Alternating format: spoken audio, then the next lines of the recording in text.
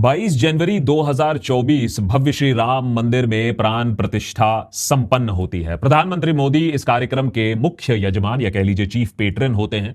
पूरे देश भर में इस प्राण प्रतिष्ठा को लाइव ब्रॉडकास्ट किया जाता है। उस समय भी देशभक्त पर हमने ये आशा जताई थी कि मंदिर के निर्माण के बाद, रामलला को विराजमान करने के बाद मोदी सरकार राम राज्य लाने के कार्य में अब जुट जाएगी पूरे फोकस के साथ। लेकिन मैंने अपने सपने में भी कभी नहीं सोचा था कि जो पार्टी भगवान श्री राम के नाम पर सत्ता पर आई है, उसी पार्टी के निगरानी में, उसी पार्टी के देखरेख में भगवान श्री राम को इस तरीके से लूटा जाएगा, उनके नाम पर पाप और छल किया जाएगा, उन्हीं के मंदिर में भक्तों और श्रद्धालुओं द्वारा चढ़ाए गए करोड़ों रुपए सोना चांदी उसकी चोरी होगी। अच्छे दिन तो नहीं आए, लेकिन ऐसा कलयुग मान लो आ गया है कि भगवान श्री राम अपने मंदिर में भी सुरक्षित नहीं है। और कहानी यहीं खत्म नहीं होती है। इस चोरी के खुलासे के बाद मानो सरकार पूरा बल लगा रही है, पूरी कोशिश कर रही है कि पूरा सच सामने ना आए, एफआईआर दर्ज ना हो और गिरफ्तारियां ना हो और मामला यहीं सुलटा दिया जाए। राम मंदिर में चढ़ावे की चोरी की बात 2 करोड़ के रकम से शुरू होती है। कुछ ही दिनों के अंदर इतने सारे खुलासे हो जाते हैं कि अब बात 200 करोड़ की मानी जा रही है। उसके ऊपर अयोध्या में जमीन को लेकर जो धांधली हुई है सो अलग। इसीलिए कांग्रेस प्रेसिडेंट मल्लिकार्जुन खड़गे ने अब दावा किया है कि भव्य श्री राम मंदिर के निर्माण कार्य में 5000 करोड़ तक का घोटाला हुआ है और इसकी जांच होनी चाहिए। शक के घेरे में है श्री राम जन्मभूमि तीर्थ क्षेत्र ट्रस्ट। और अगर सच सामने नहीं आता है, ट्रांसपेरेंट इन्वेस्टिगेशन नहीं होता है, तो उन लाखों लोगों के आस्था के साथ खिलवाड़ होगा जिन्होंने मंदिर के नाम पर भगवान श्री राम की श्रद्धा में खुले दिल से दान किया था। लेकिन क्या सच बाहर आ पाएगा? क्या ट्रांसपेरेंट इन्वेस्टिगेशन हो पाएगा? जब सवाल उठाने वालों पर ही अभी तो शक किया जा रहा है। अयोध्या को बदनाम करने वाले, राम जन्मभूमि मंदिर को अपमानित करने वाले लोगों के बहकावे में कतई ना आए। आमतौर पर यहां करप्शन और घोटाले का खुलासा करने वालों को opposition planted people, Pakistani agent या सोरोस फंडेड बोलकर चुप करा दिया जा सकता था।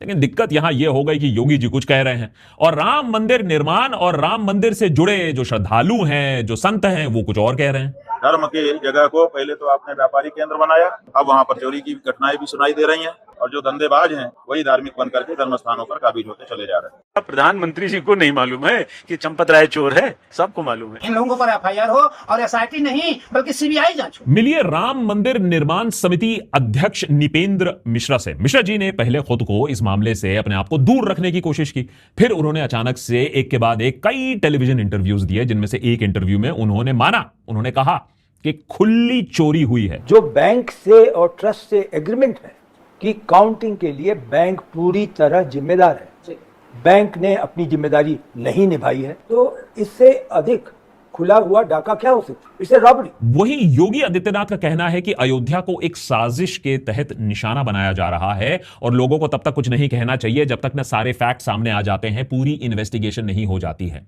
धार्मिक भावनाओं के साथ खिलवाड़ के अलावा इसमें एक राजनीतिक एंगल जरूर है। यह मुद्दा तब सामने आया है जब यूपी चुनाव सिर्फ 8-9 महीने दूर है और यह भाजपा सरकार के लिए मुद्दा बहुत बड़ा एक सिरदर्द, एक हेडेक बन सकता है। क्योंकि राम मंदिर में कोई करप्शन कोई छोटी मोटी बात तो है नहीं। ये मानो कि इलेक्टोरल बॉन्ड्स हो गया या दोस्त को आपने करोड़ों की जमीन 10 रुपए पर मुहैया करा दी। बात यहां राम मंदिर की हो रही है, बीजेपी की राजनीति का केंद्र बिंदु है। और अगर इसमें छल पकड़ा जाता है, करप्शन पकड़ा जाता है, तो बीजेपी के वोटर्स को यह बात बिल्कुल मंजूर नहीं होगी, उनको बर्दाश्त नहीं होगी। इसीलिए लगता है पिछले कुछ दिनों में इस पूरे मामले को सुलटाने का, दबाने का पूरा प्रयास किया जा रहा है। बिना एफआईआर के एसआईटी का गठन किया जाता है। आनंद फानंद में मंगलवार को एसआईटी अपना इंटरिम रिपोर्ट भी सबमिट कर देती है, जिसमें कुछ चिंताजनक बातें तो सामने आती है। क्या है इस रिपोर्ट में? कौन है इस चोरी के पीछे? क्या हमें ये सारे जवाब मिलेंगे? क्योंकि एसआईटी रिपोर्ट को तो कॉन्फिडेंशियल बना दिया है। इसीलिए देशभक्त के आज के एपिसोड में राम मंदिर में जो लूट हुआ है उसका पूरा मामला क्या है, इसे समझना जरूरी है। क्या एसआईटी का गठन सच दिखाने के लिए, सच निकालने के लिए या सच को छुपाने के लिए किया गया था? ईडी, सीबीआई, कैग जो यूजुअली तो बड़ा अग्रसर तरीके से काम करती है, वो इस इन्वेस्टिगेशन में शामिल क्यों नहीं है? कितने की चोरी हुई है? कब से चोरी चल रही है राम मंदिर में? और क्या यह सब रोका जा सकता है? और अगर यह स्कैम सामने आता है तो नुकसान सबसे ज्यादा किसको होगा? ये सब जानने की कोशिश करेंगे। राम मंदिर में चोरी की जांच पड़ताल करने हेतु पिछले हफ्ते नियुक्त किया गया एक स्पेशल इन्वेस्टिगेशन टीम यानी एसआईटी, इसने बुलेट ट्रेन की गति से अपनी जांच पड़ताल की। मंगलवार को अपनी इनिशियल रिपोर्ट सबमिट भी कर दी। एसआईटी ने इस रिपोर्ट को additional chief secretary to UP CM Sanjay Prasad को सौंप दी। लखनऊ के डिविजनल कमिश्नर और 3 मेंबर एसआईटी के हेड विजय विश्वास पंत ने कहा कि यह रिपोर्ट अभी इस वक्त कॉन्फिडेंशियल है और कोई भी फाइंडिंग्स अभी पब्लिक नहीं की जा सकती है। फाइनल रिपोर्ट 10 से 15 दिनों में आने की उम्मीद है। आजकल सरकार आप जानते ही हैं सील्ड कवर और कॉन्फिडेंशियल तौर पर ही चलती है। जनता को जानने का जो हक है वो गया तेल लेने। पर सूत्रों के हवाले से इस इन्वेस्टिगेशन के दौरान कुछ चिंताजनक बातें जरूर सामने आई हैं। रिपोर्ट में सुपरविजन की कमी और नेग्लिजेंस की बात तो जरूर सामने आई है। डोनेशन संभालने, काउंट करने, बैंक तक पैसा पहुंचाने के पूरे प्रोसेस में बहुत खामियां निकली। इंप्लॉइज बिना चेकिंग अंदर बाहर आ जा सकते थे। साथ ही सीसीटीवी फुटेज की देखरेख करने वाले जो लोग हैं उनका भी नाम इस रिपोर्ट में आया है। यानी ड्रेस कोड थी, यूनिफॉर्म्स थी, लेकिन कोई फॉलो नहीं करता था। काउंटिंग रूम में एम्प्लॉइज अपने रेगुलर कपड़ों में बैठे रहते थे। नियम सिर्फ कागज पर था। सीसीटीवी कैमरास थे लेकिन सर्वेलेंस ठीक से हो नहीं रहा था। सोने, चांदी और प्रेशियस स्टोन्स के चढ़ावे के रिकॉर्ड्स मिल नहीं पा रहे थे और ट्रस्ट ऑफिशियल सैटिस्फैक्टरी जवाब नहीं दे सकते हैं कि ये चीजें कहां चली गई, कहां स्टोर किया गया था, कैसे अकाउंट्स रखे गए थे। टेलीग्राफ की इस रिपोर्ट में लिखा गया है कि होम डिपार्टमेंट के सोर्सेस के मुताबिक श्री राम जन्मभूमि तीर्थ क्षेत्र ट्रस्ट के किसी भी मेंबर पर कोई आरोप नहीं लगाया गया है। इस इंटरिम रिपोर्ट में दोषी पाया गया है, जी हां, लेकिन वो है 6 लोग जो इस कैश और कीमती चीजों को इकट्ठा करते थे, काउंट करते थे। State bank of India Ayodhya में जो ट्रस्ट का अकाउंट है उसमें ये सारी चीजें डिपॉजिट करते थे। रिपोर्ट ने एक खास शख्स के रोल पर भी सवाल उठाया है जो अनऑफिशियली मंदिर का मैनेजर बन बैठा है। ज्यादातर फैसले वही लेता था, कौन कहां काम करेगा, कौन किसकी ड्यूटी कहां लगेगी, सब कुछ वही संभालता था बिना किसी ऑफिशियल पोस्ट के। और एक और नाम है इस रिपोर्ट में ट्रस्ट का जो एक ड्राइवर था। साथ ही एसआईटी ने रेकमेंड किया है कि एफआईआर दर्ज की जाए, जिम्मेदार लोगों के खिलाफ कानूनी कार्रवाई हो और ट्रस्ट के फाइनेंशियल और ऑपरेशनल मामलों की निगरानी के लिए एक सीनियर आईएएस ऑफिसर को सीईओ नियुक्त किया जाए, जैसा वाराणसी के काशी विश्वनाथ मंदिर में भी होता है। अब यहां एक बहुत जरूरी सवाल उठता है, अगर एसआईटी खुद एफआईआर की सिफारिश कर रहा है तो अभी तक एफआईआर क्यों नहीं हुआ है? भगवान श्री राम के घर में चोरी हुई है और अभी तक एफआईआर नहीं हुआ है। कोई ईडी सीबीआई नहीं आया है। सरकार से एक सवाल आप पूछ लीजिए, पूरा का पूरा महकमा आपके ऊपर टूट पड़ेगा, लेकिन यहां चू तक नहीं हो रही है। यह कैसी क्रोनोलॉजी है? सो एफआईआर के बिना सिर्फ एक स्पेशल इन्वेस्टिगेशन टीम का गठन किया गया, उसने जल्दी से मामले की जांच की, इंटरिम रिपोर्ट दे दिया, फाइनल रिपोर्ट भी सीधा यूपी सीएम या उनके ऑफिस को सबमिट किया जाएगा। वैसे मैं आपको बता दूं, बिना एफआईआर के एसआईटी का गठन सिर्फ एक फैक्ट फाइंडिंग कमिटी बना सकती है, वो क्रिमिनल इन्वेस्टिगेशन नहीं कर सकती है। सरकार इस मैटर को आक्रमक रूप से टैकल क्यों नहीं कर रहा है? भगवान श्री राम के घर में चोरी हुई है तो यह क्रिमिनल एक्ट क्यों नहीं हुआ? इस फोटो से शायद कुछ आपको समझ में आएगा। एसआईटी ने अपनी इंटरिम रिपोर्ट सौंपी संजय प्रसाद को, वही संजय प्रसाद जो योगी आदित्यनाथ के खास हैं और साथ ही यूपी सरकार के एक्स ऑफिशियो मेंबर है उसी ट्रस्ट बोर्ड में जिसकी देखरेख में चोरी होती है। मतलब हिंदी में बोले तो चोरी की रिपोर्ट उन्हीं को दी जा रही है जिन्हें इस चढ़ावे की सुरक्षा की जिम्मेदारी दी गई थी। चौकीदार को ही चोरी की रिपोर्ट सबमिट की जा रही है। पूर्व यूपी सीएम अखिलेश यादव, जिनके पोस्ट ने राम मंदिर में हो रही इस धांधली को स्पॉटलाइट में डाला, उनका भी यही आरोप है कि एफआईआर के बिना एसआईटी बिना तीर के कमान चलाने लायक है। ये एक कवर अप हो रहा है। इलाहाबाद हाई कोर्ट में एक पीआईएल भी दाखिल की गई है जिसमें मांग की गई है कि कैग ऑडिट हो, सीबीआई की जांच हो, ट्रस्ट के फाइनेंसेस को खंगाला जाए। लेकिन यहां एक और ट्विस्ट आता है। न्यूज वेबसाइट द प्रोब ने रिपोर्ट किया है कि कैग का एक ऑफिसर आशुतोष शर्मा आज भी राम मंदिर ट्रस्ट के कंस्ट्रक्शन कमेटी मेंबर के रूप में लिस्टेड है। मतलब सीधी बात करें तो कैग उस ट्रस्ट को ऑडिट कैसे करेगा जिसमें उसका अपना ऑफिसर बैठा हुआ है? ये एक बड़ा कॉन्फ्लिक्ट ऑफ इंटरेस्ट है। तो लोग कैग ऑडिट की मांग जो कर रहे हैं, मांग सही भी है, लेकिन अगर कैग ऑडिट कर भी देता है तो क्या वो ऑडिट क्रेडिबल होगा? तो कैग ऑडिट हो नहीं रहा है, एसआईटी है लेकिन एफआईआर नहीं है। क्या सरकार चाहती है कि जांच होते दिखे लेकिन चोर पकड़ा ना जाए, माने दिखावा पूरी तरीके से हो लेकिन इरादा जीरो हो? क्यों उत्तर प्रदेश के चीफ मिनिस्टर लोगों को इस विषय में बात करने से मना कर रहे हैं जब तक एसआईटी रिपोर्ट की फाइंडिंग साझा ना कर दी जाए? एसआईटी गठित हुई है, दूध का दूध और पानी का पानी होगा। एसआईटी की रिपोर्ट आने तक कोई बयानबाजी कतई न करे। इसीलिए विपक्ष का कहना है कि इस पूरे मामले को अब छुपाने का प्रयास किया जा रहा है, या यह बात भी सच हो सकती है कि योगी के खिलाफ कोई इंटरनल पॉलिटिकल षड्यंत्र भी रचा जा रहा है विद इन द बीजेपी। जिस तरीके से यह बातें सामने आई है उससे यह शक भी गहरा होता है। उसके बारे में भी बात करेंगे, लेकिन पहले राम के नाम पर चोरी कैसे, कितनी और कब से हो रही है, इसे जानना जरूरी है। यह चोरी तब पकड़ी गई जब समाजवादी पार्टी लीडर और पूर्व अयोध्या के एमएलए पवन पांडे ने आरोप लगाया कि राम मंदिर में 7 से 7.5 करोड़ तक के डोनेशंस का गबन या मिस अप्रोप्रिएशन हुआ है। फिर अखिलेश यादव ने भी इस बात को सोशल मीडिया पर उठाया, ट्रस्ट की हालत को शर्मनाक कहा और कोर्ट से सुओ मोटो कॉग्निसेंस लेने की मांग की। इसके बाद एक वीडियो सामने आता है महिपाल सिंह का, जो खुद को मंदिर के अकाउंट्स इंचार्ज कह रहे थे। उन्होंने दावा किया कि उन्होंने बैंक टीम के मेंबर्स को कैश काउंटिंग प्रोसेस में मैनिपुलेशन करते हुए पकड़ा था, और फिर एक के बाद एक आरोप आने लगे। मानो चुप्पी का एक बांध था वो टूट गया। फॉर्मर कार सेवक संतोष दुबे और एक ज्वेलर्स एसोसिएशन ने कहा कि करोड़ों रुपए के डोनेशन और 100 किलो के सोने चांदी का चढ़ावा वो गायब हो चुका है राम मंदिर में। यह भी आरोप लगाए गए कि भक्तों द्वारा दिए गए सोने चांदी हीरे गहने जो दिए गए थे, उनका जो नकली वर्जन था, इमिटेशन था, उसे रिप्लेस कर दिया गया। दैनिक भास्कर की जांच में सामने आया कि एक मुंबई के बिजनेसमैन थे, इन्होंने 3 किलो की चांदी का हार, 1 किलो की चांदी की चरण पादुका भेंट की थी, जिसके लिए उन्हें कोई रिसीप्ट नहीं मिली। अब वो कहां है, ये सारी चीजें किसी को पता नहीं। अब ये चीजें लापता हो गई हैं। अब रोजाना ऐसे खबरें आने लगी हैं, लोग सवाल पूछने लगे हैं। जैसे बिजनेसमैन राजू मनवानी ने बताया कि उन्होंने जनवरी 2021 में सिंधी समाज की तरफ से 200 किलो चांदी की भेंट अयोध्या में सीधा ट्रस्ट के जनरल सेक्रेटरी चंपत राय को सौंप दी बिना किसी रिसीप्ट के। और वो भी अब पूछ रहे हैं कि ये जो चांदी मैंने दी थी पूरे सिंधी कम्युनिटी की तरफ से, वो कहां गई? जनवरी 2024 में ही प्राण प्रतिष्ठा सेरेमनी के वक्त देश भर के कई सोने चांदी के व्यापारियों ने मिलकर 60 केजी चांदी के ईंटें राम मंदिर को भेंट की थी। एसआईटी को 6 दिन की जांच के बाद भी इसका कोई स्टोरेज रिकॉर्ड नहीं मिला है, कोई रिसीट नहीं मिला है, कोई डॉक्यूमेंटेशन नहीं मिला कि यह चांदी की ईंट गई कहां, इन्हें इस्तेमाल कहां और कैसे किया गया।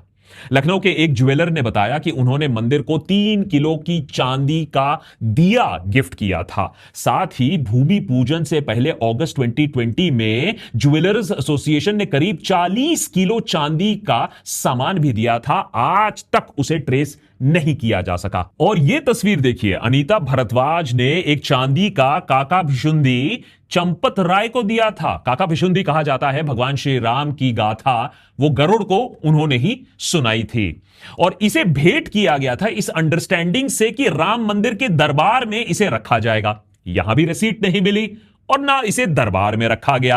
अब अनीता जी पूछ रही हैं कि मेरा जो भेंट था वो गया कहां, किसके पास है? तो सवाल अब ये उठता है कि क्या ये कुछ चीजों के साथ हुआ है या भगवान श्री राम के नाम पर बड़ी लूट चल रही है? ये तो कुछ सैंपल्स ही हमारे पास हैं। इसके लिए थोड़ा स्केल समझिए कि कितना चढ़ावा हो रहा है भव्य श्री राम मंदिर में। राम मंदिर में रोजाना चढ़ावा कहा जाता है 8 लाख से 13 लाख रुपए तक की होती है, लेकिन काउंटिंग रूम में काम करने वाले इंप्लॉइज के मुताबिक कई ऐसे दिन होते हैं जहां एक दिन में 50 से 60 लाख रुपए तक का डोनेशन आता है, भेंट आती है। और इन्वेस्टिगेटर्स का फोकस है जनवरी और फरवरी 2025 के बीच में महाकुंभ के वक्त, जहां रोजाना करीब 10 लाख श्रद्धालु मंदिर में आते थे। डोनेशन बॉक्स घंटों के अंदर भर जाता था। सोर्सेस के मुताबिक इसी दौरान सबसे बड़ी गड़बड़ियां हुई। 13 जून को यूपी सरकार ने एसआईटी का गठन किया, जिसके बाद कुछ एम्प्लॉइज के घरों से 2 करोड़ रुपए बरामद हुए। रामशंकर यादव AKA टीनू, जो मंदिर के कर्ता धर्ता चंपत राय के करीबी माने जाते हैं, उनके घर से सोना मिलने की भी खबर है और एक एम्प्लॉय के घर से 10 लाख रुपए बरामद किए गए, जो गोबर के उपलों के नीचे छुपाए गए थे। स्ट्रेटजी ऑडिटर्स और TCS द्वारा की गई इंटरनल ऑडिट्स ने भी जून 2026 तक कैश हैंडलिंग में गंभीर कमियां पाई। ऑफिशियल्स ने यह भी पाया कि कैश सॉर्टिंग एरिया की 7 से 8 मशीनों की CCTV फुटेज डिलीट कर दी गई है। इस मामले में 16 से 18 जून के बीच में 3 कंप्लेंट्स राम जन्मभूमि पुलिस स्टेशन में दर्ज की गई हैं। एक कंप्लेनेंट फॉर्मर कार सेवक हैं, उन्होंने चंपत राय का नाम सीधे सीधे लिया है, जो विश्व हिंदू परिषद के वाइस प्रेसिडेंट है, ट्रस्ट के जनरल सेक्रेटरी हैं, मंदिर के मेन एडमिनिस्ट्रेटर है। बाकी 2 कंप्लेंट्स में भी राय पर इन्फ्लेटेड लैंड डील्स में ट्रस्ट का पैसा खर्च करने का आरोप लगाया गया है और यही लूटपाट की जो दूसरी कहानी है वो आ जाती है। आज बहुत से हिंदू इस बात से आश्चर्यचकित हैं कि भगवान श्री राम के घर में इस तरीके से चोरी हो रही है और उन्हीं के सेवक शायद इसमें मिले भी हुए हैं। लेकिन राम मंदिर के बनते समय ही यह पाप का कार्यक्रम शुरू हो चुका था, या कह लो मंदिर बना नहीं था, डाकू आ गए थे। अयोध्या में जमीन की खरीद में बड़ी गड़बड़ी के आरोप कई सालों से लगते आए हैं। आम आदमी पार्टी के संजय सिंह ने कंप्लेंट दर्ज की है कि ट्रस्ट के कर्ता धर्ता चंपत राय ने 2024 में एक ऐसी जमीन खरीदी जिसकी वैल्यू करीब 3 करोड़ रुपए थी, लेकिन उन्होंने जमीन 23 करोड़ रुपए से ज्यादा में खरीदी, यानी 20 करोड़ का एक्सेस पेमेंट किया गया। 2021 में एक प्लॉट अयोध्या में कुछ लोगों ने 2 करोड़ में खरीदी और सिर्फ 5 से 10 मिनट बाद वही जमीन ट्रस्ट को 18.5 करोड़ रुपए में बेच दी गई।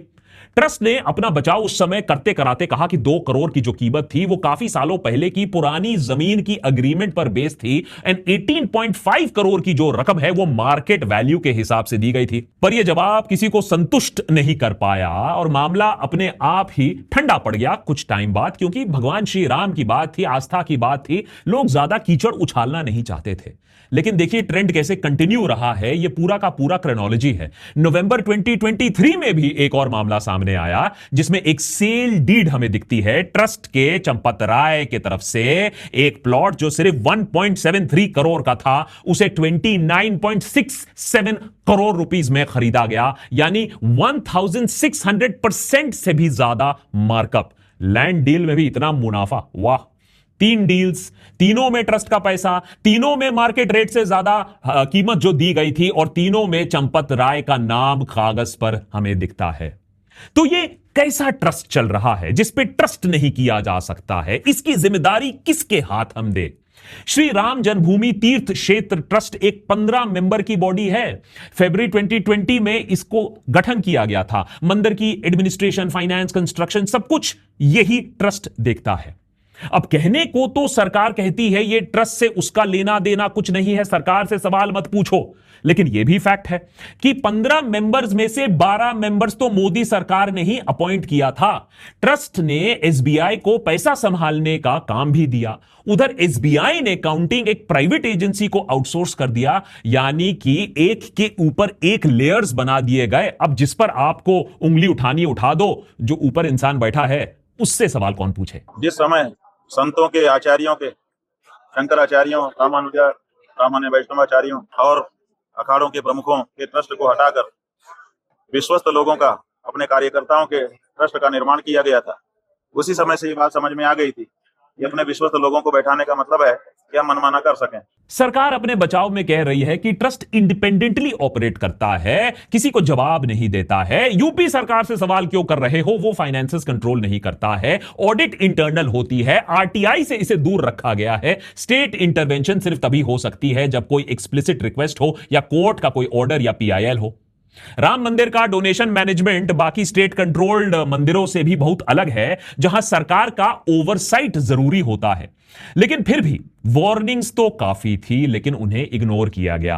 राम मंदिर ट्रस्ट बनने के कुछ ही महीनों बाद नवंबर 2020 में एक प्राइवेट ऑडिट फर्म ने रिपोर्ट सबमिट की थी, जिसमें साफ कहा गया था कि ट्रस्ट में फाइनेंशियल रिपोर्टिंग का कोई सिस्टमैटिक रिकॉर्ड नहीं है। ऑडिट फर्म ने सीधा रेकमेंड किया था कि हर लेवल की ट्रांजैक्शन के लिए एक फॉर्मल स्टैंडर्ड ऑपरेटिंग प्रोसीजर या एसओपी बनाया जाए। साथ ही ऑडिटर्स ने खास तौर पर इन काइंड डोनेशन यानी सोना, चांदी, गहनों, उसको डिटेल में रिकॉर्ड रखने को कहा था। लेकिन फिर क्या हुआ? कुछ नहीं। ट्रस्ट में तब से लेकर अब तक 3,500 करोड़ से ज्यादा कैश डोनेशंस आ चुका है और इसके बीच कोई एसओपी नहीं बनी, ना डोनेशंस के सिस्टमैटिक रिकॉर्ड कीपिंग के लिए, ना ट्रांजैक्शंस में मल्टी लेवल चेक्स के लिए, ना क्वालिफाइड एचआर या आईटी ओवरसाइट स्टाफ रखने में।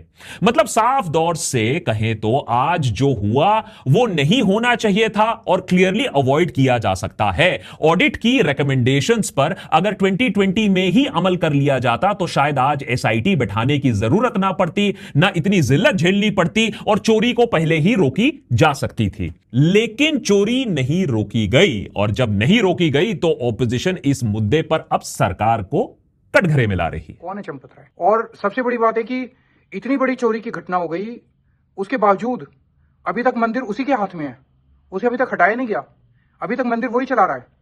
उसे क्या टाइम दिया जा रहा है सारे सबूत खत्म करने के लिए? भगवान राम के घर में चोरी तो हुई है, इस बात पर कोई विवाद नहीं है। सवाल है कि कितनी और कब से हो रही है। इस बात पर भी कोई विवाद नहीं है कि राम मंदिर बनाने का क्रेडिट प्रधानमंत्री मोदी ने पर्सनली लिया था। प्राण प्रतिष्ठा में मुख्य यजमान नरेंद्र मोदी थे। तो अब संकट की घड़ी में वो चुप्पी जो साधे बैठे हुए हैं वो उन्हें शोभा नहीं देता है, प्रधानमंत्री के रूप में या फिर एक हिंदू होने के रूप में।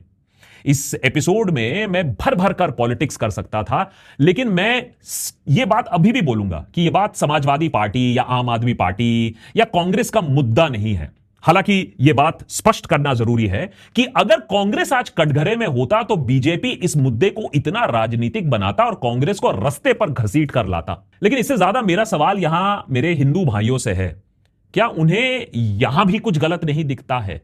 क्या वो इस मामले में भी विपक्ष को या नेहरू को कटघरे में डालेंगे? क्या कभी भी एक ऐसा पॉइंट आएगा जहां हम उठकर बोलेंगे कि यार मिनिमम ये एक्सपेक्टेशन तो थी, इकोनॉमी नहीं, इंटरनेशनल रिलेशन नहीं, सरकार मंदिर तो संभाल लेती? इस मामले में अयोध्या के लोगों का गुस्सा साफ दिख रहा है। अयोध्या में रहने वाले लोग, मंदिर जाने वाले लोग, लोकल बीजेपी के नेता, दशकों से राम मंदिर से जुड़े लोग जो संत हैं, वो कह रहे हैं कि यह गलत काम हुआ है। जब स्क्रोल ने वहां के लोगों से बात की तो कुछ और चौंका देने वाली बातें सामने आई हैं। जिन लोगों ने एक वक्त पर अपनी जिंदगी राम मंदिर निर्माण के लिए लगा दी, दशकों तक कोर्ट में वो लड़ते रहे, वो लोग आज कह रहे हैं कि करोड़ों रुपए की चोरी हुई है, ऊपर से नीचे सारे लोग इन्वॉल्व है, इस ट्रस्ट को ही बंद कर देना चाहिए। राम जन्मभूमि पुलिस स्टेशन में 3 शिकायतें दर्ज हुई हैं। उनमें से एक है संतोष दुबे की, जो फॉर्मर कार सेवक रह चुके हैं। बाबरी डेमोलिशन केस में बीजेपी लीडर एलके आडवाणी के साथ मेन अक्यूज्ड रह चुके हैं। आप सोचो, वही इंसान आज मंदिर के ट्रस्टीज के खिलाफ कंप्लेंट दर्ज कर रहा है। इसे तो आप एंटी नेशनल पाकिस्तानी भी नहीं कह सकते हो। और उन्होंने सीधा सीधा सवाल किया है सीएम आदित्यनाथ से, प्रधानमंत्री नरेंद्र मोदी से, कि इस केस में आरोपियों पर बुलडोजर एक्शन क्यों नहीं दिख रहा है, ईडी क्यों नहीं काम कर रही है। यहां तक कि चोरी उन्होंने बाबर और गजनी के लूटपाट से कंपेयर किया है कि तब भी हमारे मंदिरों पर आक्रमण होता था, चोरी होती थी, लूट होता था, अब भी हो रहा है। एक आरएसएस लीडर का कहना है कि उन्हें कोई शक नहीं है कि मंदिर के अंदर से चोरी हुई है और वो दावे से कहते हैं कि इस मुद्दे को कारपेट के नीचे बहुत जल्द दबा दिया जाएगा। इस चोरी के शक के दायरे में एक बड़ा नाम जरूर है और वो है विश्व हिंदू परिषद के वाइस प्रेसिडेंट और ट्रस्ट के जनरल सेक्रेटरी और मंदिर के मेन एडमिनिस्ट्रेटर चंपत राय।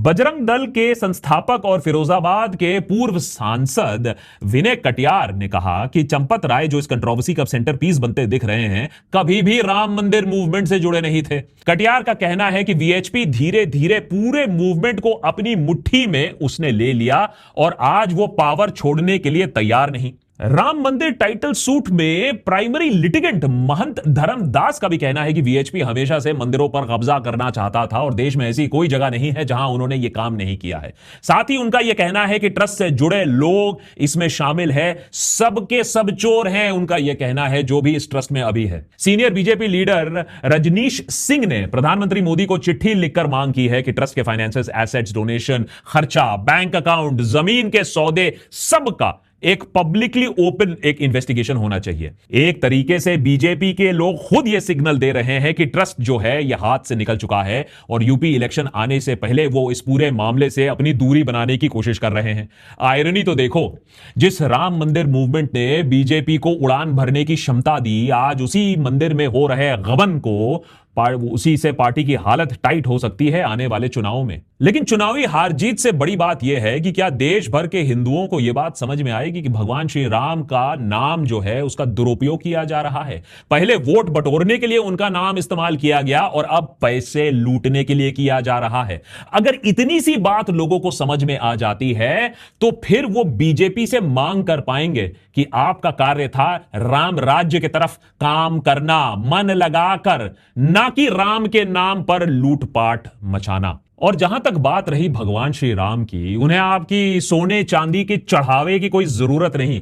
वो तो खुशी खुशी 14 साल वनवास के लिए भी निकल गए थे। अगर आपको एक सच्चा हिंदू होना है तो उनके मार्ग पे बस चलने की कोशिश करो। भगवान श्री राम उसी से ही बहुत प्रसन्न होंगे। और अगर आप एक सच्चे हिंदू के मार्ग पर निकल पड़े तो बीजेपी और ये जो नेतागण हैं, इनकी जो दुकान है वो बंद हो जाएगी।